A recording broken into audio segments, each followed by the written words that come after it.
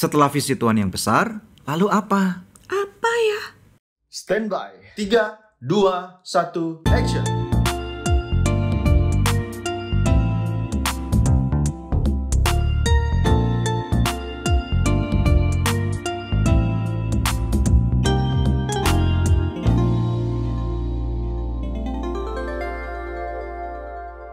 Oke, Anda mendengarkan kembali Love Revolution bersama dengan kami, saya Daniel Hendrata dan istri saya Debbie. Yes, seperti yang kami sudah ajarkan dalam 2 episode podcast ini sebelumnya, yakni bagaimana kita tadi itu yang pertama menangkap visi Tuhan, redefining vision dulu, kemudian yang kedua yaitu menangkap visi Tuhan. Yes, kalau belum lihat, Anda pas langsung sampai di sini, jangan lupa untuk lihat 2 episode penting ini dulu, ya. Atau kalau kamu lihat YouTube, tinggal klik yang ada di bagian kanan atas biasanya, oke? Nah, sekarang pertanyaannya, kalau kita sudah selesai menangkap visi Tuhan dan menuliskannya di atas kertas, lalu apa, gitu kan? Ya. Next adalah menghidupinya, oke? Karena pada waktu kita mulai menghidupinya, maka sesuatu yang besar, yang keren, yang beken itu kita harus mulai jalankan, ya. Nah, kita perlu tahu nih teman-teman sekalian, karena kan Tuhan pencipta alam semesta langit dan bumi itu kan besar sekali, ya. Nah, kita ini sebagai orang-orang ciptaannya dalam rupa dan gambarnya, kita harus tahu bahwa visinya itu selalu jauh lebih besar dalam kapasitas kita. Nah, ini yang sering kali kami sebut, yakni bahwa ini menjadi suatu beban sebenarnya. Beban yang besar juga tentunya, yang tidak gampang untuk kita begitu saja jalankan. Oke? Tetapi kita harus tahu bahwa visi Tuhan ini akan selalu disertai dengan Tuhan bisa mengirimkan kita orang-orang yang tepat untuk mementorkan kita, untuk membawa kita mengerti lebih paham gitu ya. Karena untuk bisa mengaktualisasi visi yang gede itu kita perlu mengerti satu demi satu. Iya. Kadang-kadang nggak langsung gitu juga ya. Karena kan seringkali visi yang Tuhan kasih itu ibaratnya seperti puzzle pieces ya. Yes. Jadi kadang kita dikasih bagian yang ini, gambar yang itu, tapi kita belum bisa melihat gambaran seutuhnya. That's right. Kreatornya yang ngerti ya. Iya, Kamu suka main jigsaw puzzle ya dulu waktu kamu masih remaja ya. Yang paling gede yang pernah kamu mainin tuh berapa ratus atau berapa ribu? 10.000 kan. 10.000. Dan itu perlu waktu cukup lama ya. Jadi makanya harus kita sabar juga gitu. Ketika satu persatu Tuhan bukakan, nanti lama-lama akan terlihat gitu loh. Yes. Ya. Bagaimana pemenuhan dari visi tersebut. Teorinya bagaimana memulainya? Masih ingat gak pada waktu kamu buat 10.000 jigsaw puzzle itu?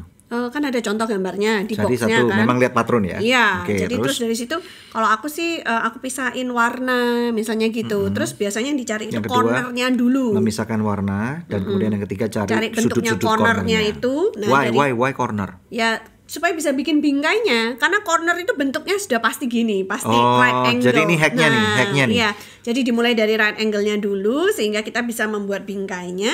Kalau bingkainya udah ketemu, nah baru kita pisahkan sesuai dengan warnanya. Jadi ngelihat batasan-batasan mana gitu ya, dan istilahnya masalah yang gede mulai di breakdown menjadi kecil-kecil dan kemudian mencari sistem memanage untuk supaya bisa clear. Nah berikutnya yang kelima apa?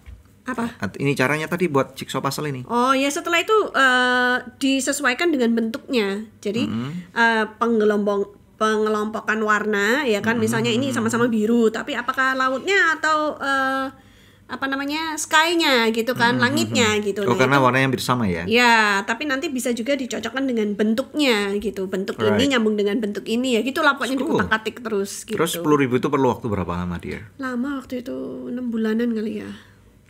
6 months. So it takes time ya. Harus punya meja yang gede gitu. Ya. Dan kemudian bayangin kalau ada temen yang kemudian ganggu, nyenggol atau adik kamu gitu, pernah nggak disenggol terus berantakan gitu? Iya, sebel. Terus gimana? Mulai lagi dari awal. Oke, so it's very applicable ya. Jadi relevan banget dengan kehidupan. Nah, patronnya diambil, kemudian didefinisikan sudut-sudutnya yang mana tadi, betul nggak? Nah, sama dengan kehidupan kita di dalam menavigasi kehidupan ini. Cuman tentunya kita harus paham bahwa kehidupan kita nggak cuman sebesar meja ini tadi untuk buat meja puzzle, karena the world is our landscape gitu ya. Jadi kita nggak bisa cuman mau I want all, I want to win it all, nggak mungkin. Tetapi mulai mengerti batasan wajar yang mana yang memang perlu kita kerjakan dan perlu kita tidak kerjakan. Nah, masalahnya kalau dengan visi Tuhan itu, kalau kita sudah tangkap, kita sudah tulis, tapi kalau kita tidak menerapkannya, kalau kita tidak membuat strategi untuk melakukannya, maka visi itu cuman tinggal visi, cuman tinggal pajangan di tembok kita gitu. Jadi artinya mau nggak mau kita tuh harus punya noble purpose, ini tujuan dia, yang mulia untuk bisa membuat visi Tuhan itu menjadi tergenapi dalam hidup kita. That's right. Mengaktualisasi, mengkristalkan supaya lebih jelas. Nah, sama dengan contoh ya, kami mau kasih contoh tentang kehidupan kami. Nah, kalau dalam kehidupan kami, latar belakang kami dulunya, kami adalah pengusaha. Nah, kemudian pada waktu kami masuk pementoran, kemudian oleh mentor kami, seorang hamba Tuhan senior, itu mulai mengatakan kepada kami, Tuhan punya rencana buat kamu nih. Bahwa Tuhan tuh mau supaya kamu masuk di dalam melayani Dia sepenuh waktu, menjadi pendeta seperti hamba Tuhan senior ini, ya. Dan kemudian sekarang terpulang daripada kita percaya atau tidak. Yes. Nah, tentunya jalan kehidupan kalian dengan kami belum tentu sama. Menangkap visi Tuhan tidak seharusnya selalu menjadi seorang hamba Tuhan, nggak harus menjadi seorang dokter saja, atau menjadi seorang presiden saja, atau menjadi orang kaya, tetapi banyak sekali sesuai dengan passion, kehidupan dan jalur yang Tuhan sudah tentukan buat kita. Terus kita nangkap juga kan dari mentor kita yang lain yang bilang bahwa Daniel dan Debbie, nanti Tuhan mau pakai kalian sebagai Yusuf di akhir zaman. Jadi bisa menjadi berkat buat banyak orang, menyelamatkan banyak kehidupan gitu kan. Tapi kan terus nggak tahu caranya bagaimana gitu kan. Nah, tapi kalau kita setia menjalankan panggilan kita, visi yang Tuhan kasih itu, pasti jalannya itu akan dibukakan oleh Tuhan. Dalam hal ini apa yang kita lakukan, Daniel? Waktu itu tahun 2005, dan kemudian kami harus melangkah dengan keberanian, dengan kepercayaan, dalam bahasa kami adalah dengan iman. Iman itu adalah bukti daripada segala sesuatu yang tidak kelihatan, tetapi harapan daripada sesuatu yang kita percayai ini yang terjadi. Tuhan mau untuk kita lakukan. Jadi di tahun 2005 kami meninggalkan bisnis kami dulu ditinggalkan, kemudian kami mulai berdoa, kemudian kami mulai sepakat suami istri. Ini penting banget, kesepakatan suami istri. Kami mulai percaya bahwa destinasi kami adalah di kota Jakarta. Ibu kota gitu ya.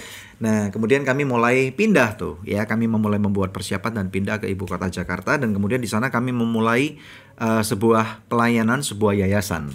Nah, daripada sebuah yayasan ini akhirnya kami mulai bisa membangun pilar-pilarnya. Ya, ada yang pertama adalah pilar di dalam media. Media ini penting banget. Akhirnya kami mempunyai suatu acara televisi bernama Good News Program. Ya. Semarak Mega Undian First Rewards total 1 miliar. Waktu itu sangat simpel banget. Di dalam ketidakmengertian kami dan ketidakpengalaman kami harus tentunya juga merangkak, tersyok-syok gitu ya. Masih ingat nggak? Masih lah. Banyak orang yang bilang gini, emang sekolahnya dulu jurnalistik gitu. Enggak juga. Enggak padahal ya. Dan nggak ada tim yang membantu. Kami berdua harus mengerjakan semuanya seorang diri ya, mulai dari A sampai Z bersama dengan kedua orang tua saya maksud saya. Nah, kemudian sampai waktu itu di tahun 2006 harus berhenti sementara karena mengalami kesukaran, macet keuangannya, dan kemudian sampai akhirnya dipulihkan oleh Tuhan di 2008. Betul nggak? Di tahun 2008 Tuhan pulihkan sehingga Good News Program bisa mengudara dengan kapasitas yang lebih besar, lebih menarik gitu ya, dengan tamu-tamu narasumber yang lebih kompeten gitu ya. Tapi kita nggak mau berhenti sampai di situ aja kan ya. Jelas. Maksudnya nggak mau cuman sekedar talk show, tapi harus membuat dampak buat banyak orang. Jadi kemudian yang kami lakukan adalah Tuhan tambahkan lagi satu pilar, di mana itu pilar kemanusiaan. Kita banyak sekali memberikan bantuan kayak kepada Pancasila ya. Pancasila tahun kemanusiaan yang adil dan beradab gitu. Sila berapa, ingat gak? 2. Woi, masih ingat Terus ada yang 5-nya juga nanti ya, keadilan sosial bagi seluruh rakyat Indonesia ya. Keren. Nah, kami kami lakukan dalam porsi yang kami bisa, Yes. porsi kecil kami gitu. Nah, dalam pilar kemanusiaan itu kami banyak Yes. memberikan bantuan melalui yayasan sosial kami kepada orang-orang yang miskin, orang-orang yang nggak mampu, korban bencana gitu ya. alam. Jadi mestinya kita Iya. menghidupi Pancasila aja udah bisa mengerti visi Tuhan yang besar itu ya seharusnya keren, ya. Iya, itu kan visi negara. Visi negara di mana kita tinggal di negara itu, dan itu kalau memang kalian masih bingung ya hidupi aja visi Pancasila itu. Iya. That's it gitu ya. Iya.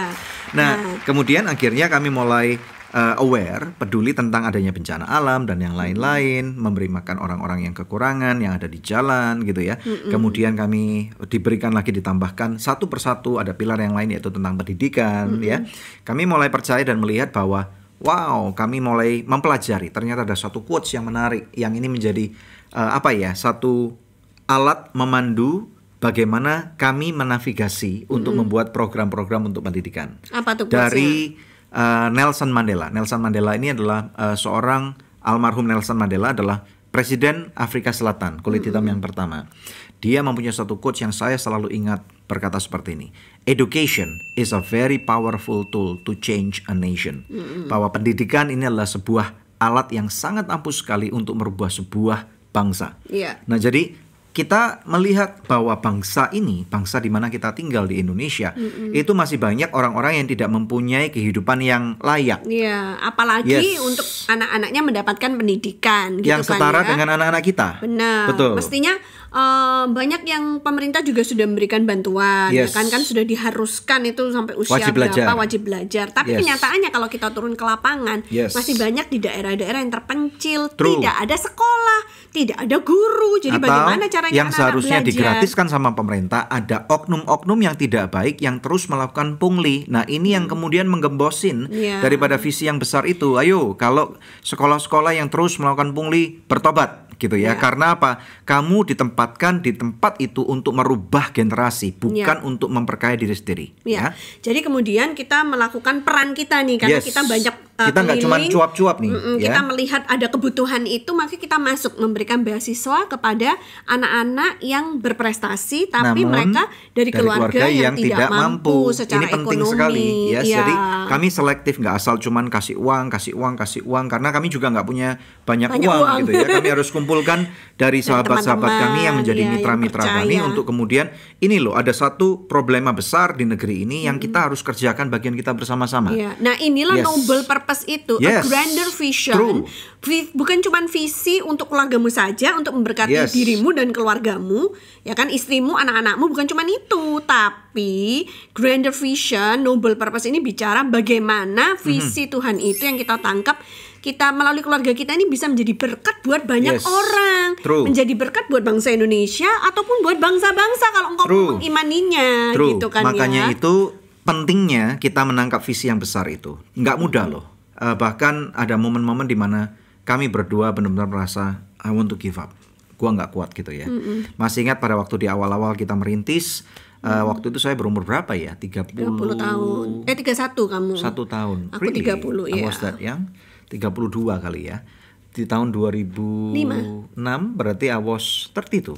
2005 kita 2005 mulai dan kemudian mengalami kesukaran 2006. Oh iya, ya. iya. So saya 32 tahun, saya sampai mikir gini loh, aduh ini sukar banget ya Tuhan, gimana nih? Kenapa Tuhan kalau melihat orang-orang yang sebaya umur saya 32 tahun kok hidupnya jauh lebih enak gitu ya? Pelayanan mereka jauh dengan lebih pelayanan, berhasil. dengan apa yang Tuhan percayakan kok jauh lebih besar. Nah, ini. Orang itu suka banding-bandingkan dirinya sama orang lain. Nggak bisa dibilang nggak boleh juga, tetapi karena apa? Kita punya mata, kita punya telinga untuk bisa Punya melihat lah. mereka dan kemudian merasakan kok bisa orang itu kok bisa, kok gue nggak bisa. Kok gampang buat dia Jadi gitu kan ya.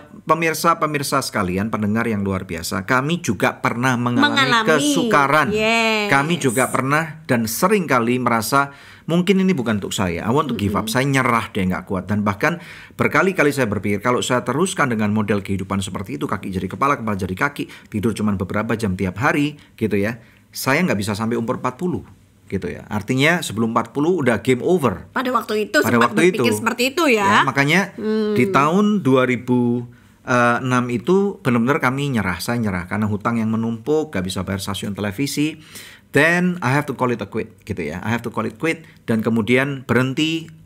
Itu sedih banget. Itu saya pun utang loh sama stasiun televisinya. Mengalami depresi. Saya nggak mau keluar rumah gitu ya. Tetapi kemudian rupanya ya Tuhan memberikan kekuatan melalui satu cara dan yang lain. Kalau memang sekali lagi saya katakan, kalau memang ada panggilan Tuhan dan rencana visi yang besar, Tuhan sanggup untuk segala sesuatu terjadi, pasti ada kebaikannya. Kalau itu visi dari Tuhan, maka Tuhanlah yang bertanggung jawab untuk memberikan provisinya, provisionnya, pemenuhan kebutuhannya untuk visi itu bisa menjadi nyata gitu kan ya. Nah, meskipun sempat memasuki masa depresi, tapi pada saat itu mungkin kami tidak bisa melihat jauh ke depan. Sekarang kalau disuruh rewind, ternyata itu cuma mati suri. Itu cuma merupakan ujian terhadap panggilan kami, ujian terhadap visi Tuhan tersebut, ya kan? Jadi ayo teman-teman, jangan tidur terus, jangan melamun terus, jangan halu terus. Dan jangan mudah menyerah juga. Ayo bangun, jangan cuma tidur siang terus. Fondasi rumah kamu hampir roboh katanya, gitu ya. Jangan tidur siang terus. Nah, thank God ya, karena apa? Pada waktu kami mengalami berbagai macam kesukaran dan kemudian akhirnya ada ujungnya daripada sebuah pangkal pemulihan itu. Di tahun 2008 itu tahun yang gak pernah kami lupakan. Mengalami berbagai macam pemulihan, salah satunya daripada yayasan kami, kegiatan-kegiatan mulai mengalami pemulihan ya. Bisa siaran lagi, bisa bangun rumah-rumah ibadah dan kemudian utang televisinya lunas. Of course, utang televisinya lunas. Dan kemudian sampai akhirnya bisa memberi makan anak-anak orang yang kekurangan, menyekolahkan, memberi kesempatan, sampai kami bisa nulis buku loh. Kami menulis buku yang pertama kali tentang keluarga dengan judul Guard Your Family gitu ya, yang menjadi bestseller dan bahkan diterjemahkan dalam bahasa Inggris. Itu buku kedua loh. Yang buku pertama masih ingat nggak? Apa judulnya? Good News for You atau yang dalam bahasa Inggris Good News from Indonesia ya. Nah, kemudian sampai akhirnya terus bergulir sampai kami menulis buku yang kedua dengan judul I Am Number 2 gitu ya. Dan kemudian bergulir kemudian jadi apa lagi? Love Revolution dong. Belum mengalami hal lagi, menyekolahkan dari anak-anak itu sampai level mahasiswa sekarang. Nah kali ini karena quotes yang kita dapat dari Presiden Republik Indonesia yang pertama Masih ingat? Insinyur Soekarno. Dia pernah bilang gini, berikan kepadaku 10 pemuda, niscaya akan ku goncangkan dunia. Jadi akhirnya pelayanan kami juga membuat keputusan untuk mengkuliahkan anak-anak tersebut yang sudah menjadi anak binaan kami dari SD kelas 1 sampai kelas 12. Akhirnya ketika mau kuliah, terus kita pilih ya di antara mereka, kita kuliahkan. Makanya itu pemirsa sekalian, untuk kamu yang merasa bahwa kenapa hidup saya cuma gini-gini doang ya, mungkin kamu belum menghidupi, atau mungkin kamu belum menangkap, not even menghidupi, mungkin kamu harus mundur sejenak, mungkin kamu harus pause gitu ya, berhenti sejenak dalam satu periode untuk mengambil waktu berpikir, berdoa, merenung, tanya Tuhan, saya nggak puas atas hidup saya. Kalau kamu memang tidak puas, maka kamu punya hak untuk bertanya kepada Dia, kepada Tuhan ya. Saya nggak puas Tuhan, kenapa saya hanya seperti ini saja? So, kalau kamu bertanya kepada Tuhan, Tuhan sanggup menunjukkan hal yang luar biasa dan hidupi. Nah, mungkin di antara kalian yang dengar kesaksian kami ini terus merasa, wih keren ya mereka gitu kan ya, percayalah. Praise be to God, ini praise be to God. Tapi juga kayak percayalah bahwa pada mulanya kami juga nggak keren. Kami juga sama bingungnya, nggak tahu apa yang harus lumayan keren. Tapi maksudnya tuh, bisa memberi makan banyak orang, bisa nyekolahin ratusan murid gitu kan, ya nguliahin anak-anak gitu kan, itu gimana caranya? Kamu tahu nggak? Diperlukan hati. Yang penting itu sikap hatinya dulu. Mau apa enggak gitu loh, dipakai oleh Tuhan untuk menjadi berkat. Pada saat momen-momen yang kami belum punya kapasitas seperti ini, yang kami lakukan tuh sangat sederhana ya.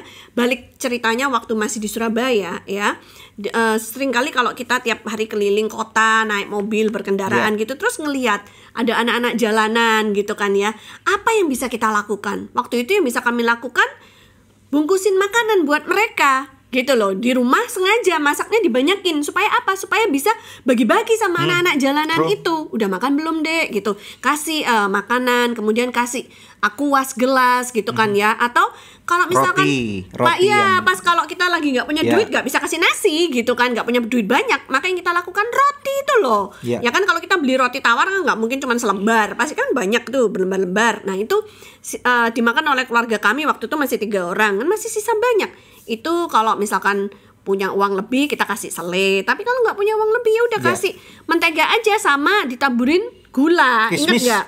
Itu pun kita pernah lakukan, lalu kita bagi-bagikan roti itu kepada anak-anak yang ada di jalan. Waktu itu apalagi di zaman itu banyak pengamen-pengamen jalanan. Ya mungkin sekarang udah sedikit berkurang daripada dulu dirapiin ya. Nah jadi intinya gini, apa yang kamu punya di tanganmu saat ini?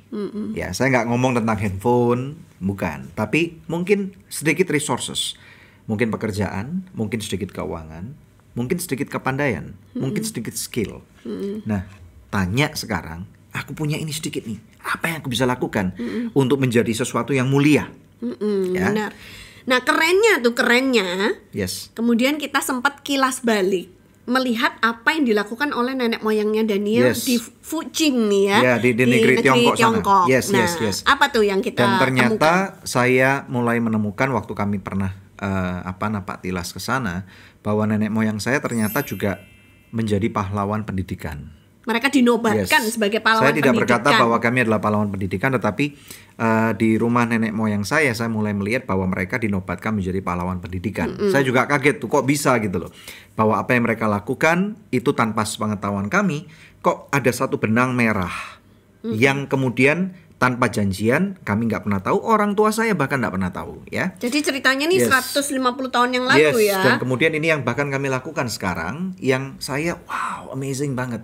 Bahwa ternyata visi Tuhan yang besar itu tidak pernah sirna, tidak pernah padam.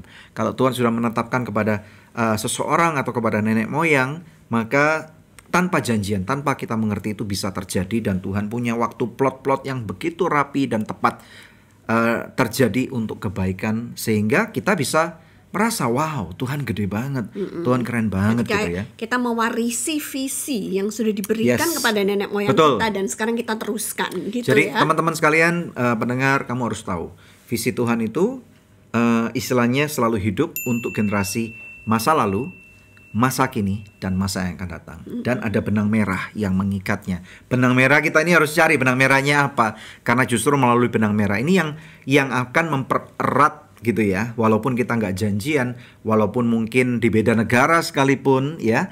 Jadi tidak dapat dibatasi bahwa etnisitas kita apa, kesukuan kita apa, kekayaan kita apa. No, it's not about you. Tetapi bagaimana Tuhan yang besar itu bersedia untuk memakai kita sebagai satu instrumen yang indah, sehingga kita semua boleh berdampak dan berkata, ini semua bukan karena kehebatan saya, tetapi karena Tuhan yang besar yang mengizinkan kami melakukan hal ini. Semarak Mega Undian First Rewards total 1 miliar. Tapi tidak menutup mata, kadang-kadang kalau kita napak tilas melihat nenek moyang kita, sejarah, mungkin bisa jadi nggak semua nenek moyang itu baik-baik gitu loh. Mungkin kita berasal dari keluarga yang nggak baik ternyata. Nenek moyang kita penjahat, nenek moyang kita orang-orang yang jahat, itu bisa aja. Nah kalau misalkan kita tidak mewarisi visi yang bagus dari nenek moyang, lalu apa yang harus kita lakukan? Ciptakan.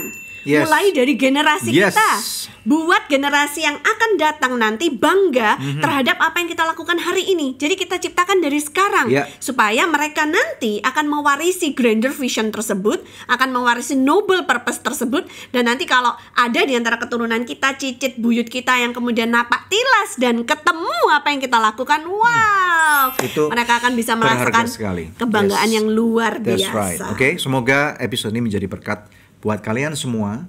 Kami ingin tahu nih, apa komentar Anda tentang episode ini ya. Bahkan kalau misalnya Anda belum pernah subscribe Anda bisa subscribe untuk memberikan support kepada kami, dan bahkan kita juga punya versi yang ada di Spotify. Kamu tinggal ketik Spotify Love Revolution dan kamu bisa dengarkan sambil kamu nge-gym, sambil kamu misalnya lagi on the way naik kendaraan umum atau TJ, atau mungkin lagi pergi keluar kota, sepedaan, nge-gym, dengerin supaya pernikahan kamu bisa dibangun, supaya hidup kamu nggak sia-sia, supaya kamu nggak buang-buang waktu di dalam kehidupan ini. Oke?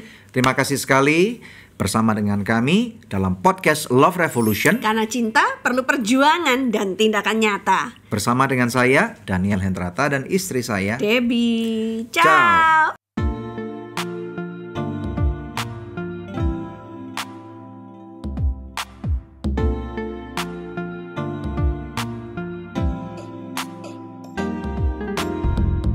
Terima kasih sudah tune in di podcast Love Revolution.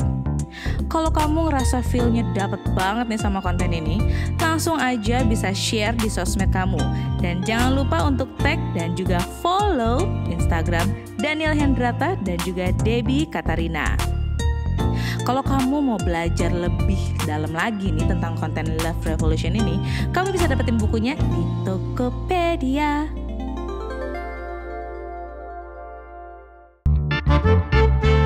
masa lalu, masa kini, masa depan. Asal jangan masa bodoh. Di episode-episode sebelumnya udah berbicara masalah visi. Now kita mau bawa visi itu turun ke muka bumi dan kita sebut yakni masa kini. Banyak orang yang masih suka membuang-buang waktunya melakukan hal-hal yang gak penting dan gak esensial. Lakukan apa yang kamu bisa hari ini, lakukan sebaik-baiknya, karena itu nanti akan merubah masa depan kamu.